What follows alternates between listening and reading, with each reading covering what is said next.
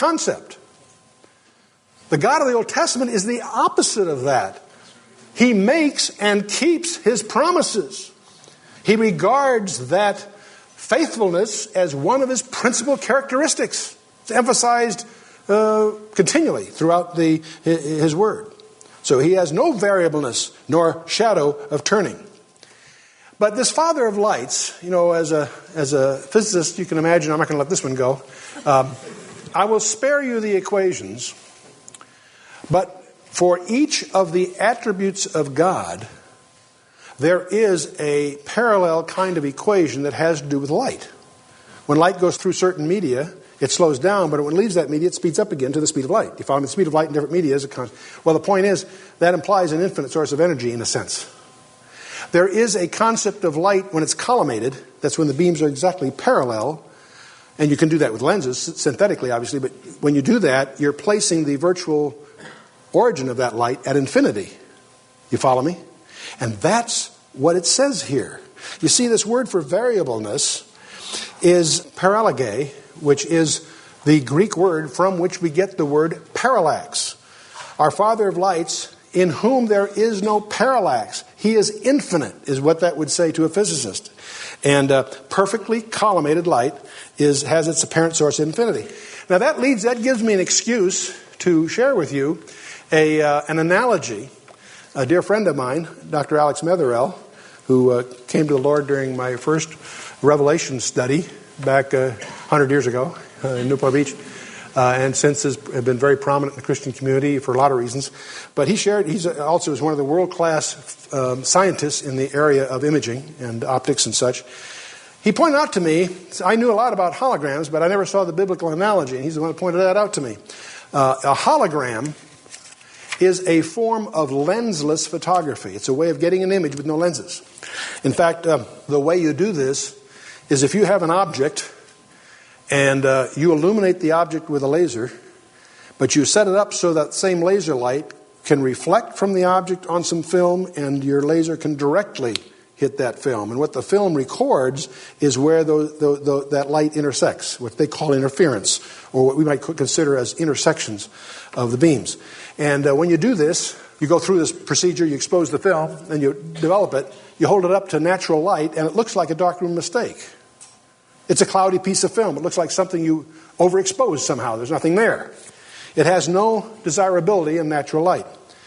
I was in 1963 when Emmett Leith invented the laser. He did it at the University of Michigan. I remember meeting him in his laboratory one time, so this is all very vivid to me. What you do with this piece of film, you set it up again after it's processed, and you illuminate it with the laser that created it in the first place, and the piece of film becomes like a window into a three-dimensional space. You look at this piece of film, and you're looking into the space, and you see a three-dimensional image of whatever it was that was there. And what do I mean by a three-dimensional image? Well, let's imagine that I had an unusual pendant or something, or like this microphone here on my shirt. And let's assume I held my Bible up in front of the camera, and you took a picture.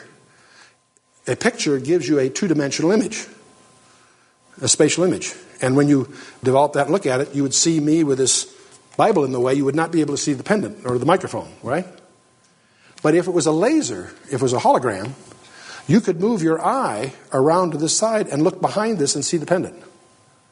I use that to explain what I mean by a three-dimensional image. The hologram is actually what they call a Fourier transform of the image. It's in the frequency domain rather than the space-time domain, and that's all a way of conversion. But the point is, what's interesting about the hologram is in natural light, it has no form nor comeliness that you desire it. But you illuminate it with the laser that created it, and you see an image. Okay? There's something else interesting about the hologram. Since that's true, as you move around, you can look in a three-dimensional world. If you cut out a segment of the film, you don't lose the image. Because you can look around the whole to see whatever was there. You follow me? It doesn't stay quite as sharp. You lose a little what they call resolution. But now, you say, what's this got to do with anything, Chuck? Well, the Bible is like a hologram. If you look at the Bible in natural light, it's a collection of old stories and legends and whatever. It doesn't have any integrity to the natural man. Paul tells us that in 1 Corinthians 2:14. The natural man receiveth not the things of the Spirit of God, because they are spiritually discerned. But you take the Bible and you illuminate it by the light that created it in the first place, the Holy Spirit. And what do you get? You get an image. An image of what? Jesus Christ. Exactly right. In natural light, there's no beauty. In Isaiah 53, verse 2 says that. He has no beauty that we should desire him. To the natural man receiveth not the things of the Spirit of God. And it's interesting, too, the Bible, have you ever noticed how it's organized? It's organized along communication engineering lines. If you are a communication engineer trying to design a communication system, and you're trying to resist either noise or, even worse, you're trying to avoid the impact of hostile jamming, you do certain things. One of the things you do, the channel width that you've got available, you take your message and you spread it across the available bandwidth. That makes it harder to jam.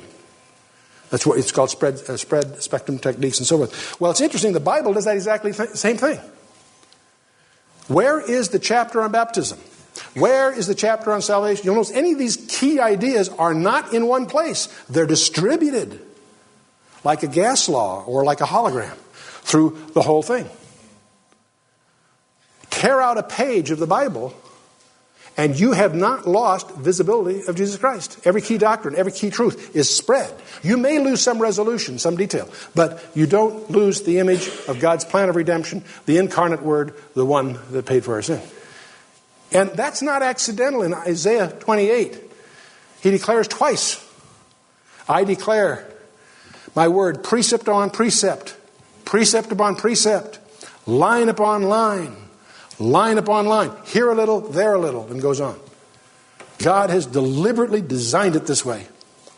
And I'm beginning to believe that these Bible codes, and I don't mean just the equidistant letter sequences, which are so controversial, I'm talking about the macro codes as well as the micro codes and the rest, are authentications that we have in front of us a message system that indeed came from outside our space-time, and you can prove it. But let's stay on this thing here.